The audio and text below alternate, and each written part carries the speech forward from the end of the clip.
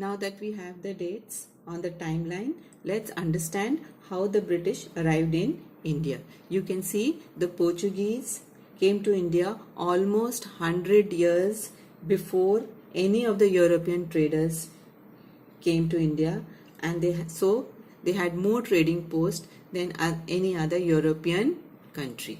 So they came in 1498, and finally the Britishers came only in after 1600.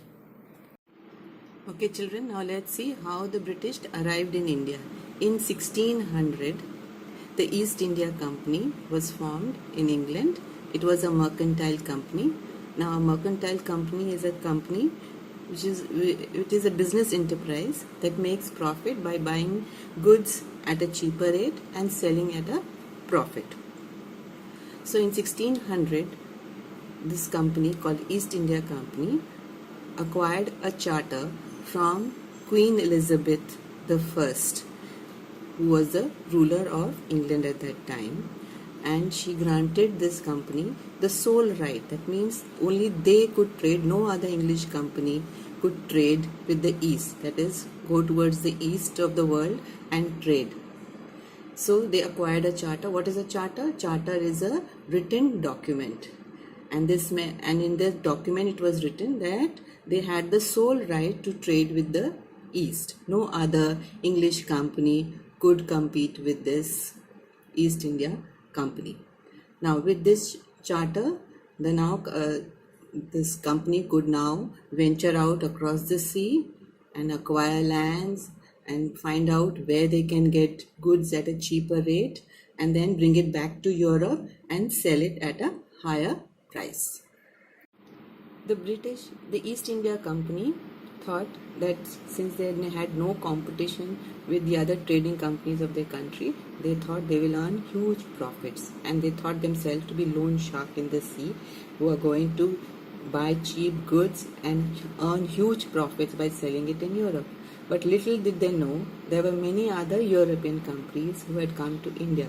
We have already seen how the Portuguese came in much earlier, almost 100 years back in 1498. Then we see the Dutch coming in, we see the French, we see the Danish. So they were not the only ones who were trading with India.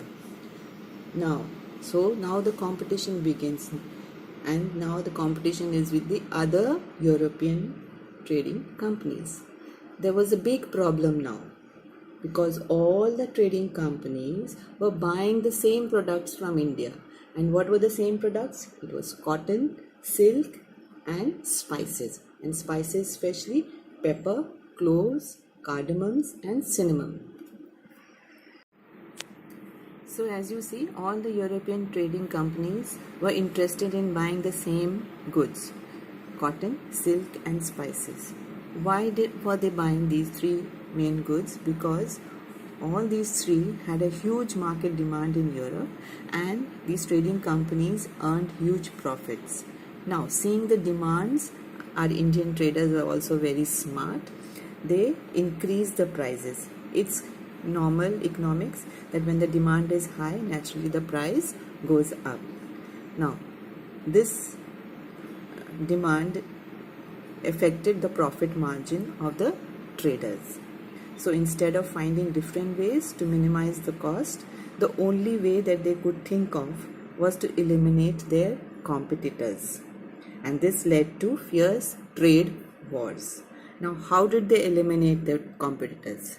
They either sank each other's ships, they blocked their routes, prevented ships from moving with goods, and fortified their trading posts.